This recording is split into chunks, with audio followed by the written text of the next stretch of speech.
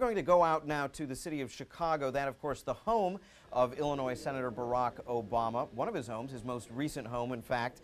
And there on hand is VOA Midwest correspondent Kane Farabaugh. Kane, you may or may not have heard some of the discussion here. Jim Malone in studio with us, just saying we may be on the verge, we're not there yet, but we may be on the edge of making history, Senator Obama becoming the first African-American president of the United States. Certainly the mood there of the crowd that has gathered to hear Senator Obama must be electric. Well, you're exactly right about that. It is very electric here. Obviously, the momentum clearly in Obama's favor at this point. All of the people here definitely excited about what could possibly be an historic moment. I mean, there are so many people here who sort of banked that this would be the outcome tonight. They've come distances. Also, too, there are a fair number of noted celebrities and people who are important to the Obama campaign that are showing up here. Just about 10 minutes ago, I was part of a press gaggle that was talking with Oprah Winfrey. Now, Oprah Winfrey, being a talk show host based here in Chicago, was a sort of critical endorsement for Obama earlier in the campaign. She went on the road, she campaigned for Obama. She's very influential across the country. A lot of people watch her television shows, and so clearly her support for Obama helped get him to this point. She's one of the many people that will hopefully be joining him here tonight on stage for a victory party. In fact, I know a number of people have been speculating about some so-called Oprah effect that may have happened, especially in those crucial early days of the campaign. Kane, walk us back a little bit, way back, although not all that long ago, to the very cold winter of just last year when Senator Obama was just out there hitting the hustings in Iowa. Were there many people, I think, that you found along the campaign trail that really believed that a first-term senator and an African-American senator at that had a real shot at becoming president of the United States? Well, you've hit on something there that the McCain campaign was trying to use to their advantage. They tried to cast a doubt over whether or not Senator Obama was experienced enough to make it this far to assume the presidency in the White House. And clearly that was an issue throughout the campaign, not just in the primaries, but in the weeks leading up to tonight.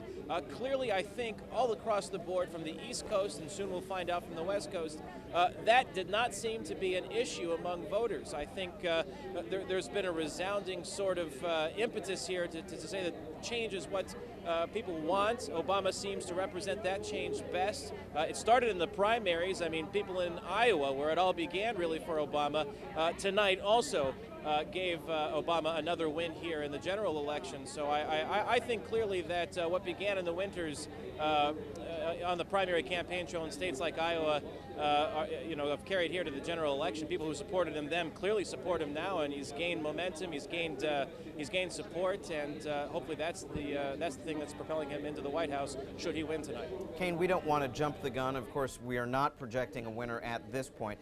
But are you hearing from anybody in the Obama campaign as to what the tenor of his remarks may be tonight, if indeed he delivers a victory speech? In particular, I'm thinking the raft of troubles and problems that confronts whoever steps into the White House next January. Clearly, there is a lot on the plate of the presidential nominee tomorrow. That person is going to have to deal with an economy that's in a downward spiral, a housing crisis, 2 wars, one in Afghanistan, one in Iraq. These are all issues that at some point the next president or the president-elect will have to address. He'll do so by announcing members of his cabinet. He'll do so probably in small pieces tonight. I'm sure some of the things that we'll hear tonight is the influences of people like Senator Obama's grandmother, who just died yesterday, which has sort of, in a way, cast a pall over the campaign for Obama, though he's not given any indication that it's affected him as deeply as it probably has, because there's been so much work to do in the last 2 days leading up to this point. I'm sure he'll probably give her a nod tonight.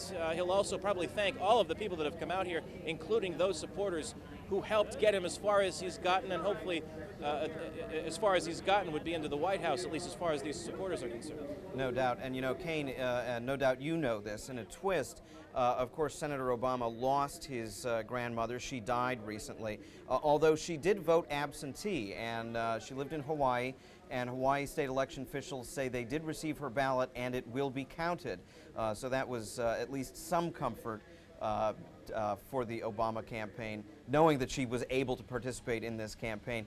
I'm curious, among all of the people, the many, many people that are gathered there and those that you're talking to, a key theme of Senator Obama's campaign, especially in the early days, was bringing a new kind of politics to Washington. Gone will be the old sort of old partisan bickering and that sort of thing. However, these last several months have been a tough campaign. What are you hearing from people in terms of, once this campaign is done, whoever wins, their willingness to set aside partisan differences and move on with the nation's business? Again, this is another tactic the McCain campaign tried to use in the last couple of months. They actually were trying to justify that their candidate was the biggest force for change because he has the better record for reaching across the aisle. They tried to paint Obama as a liberal who had policies or supported policies that were to the far left of the American political scene.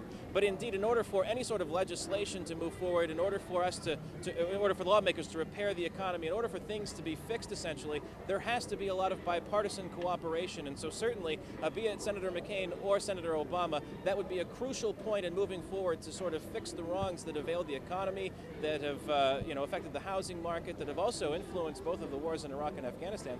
Bipartisan support is going to be important for whomever would assume the presidency.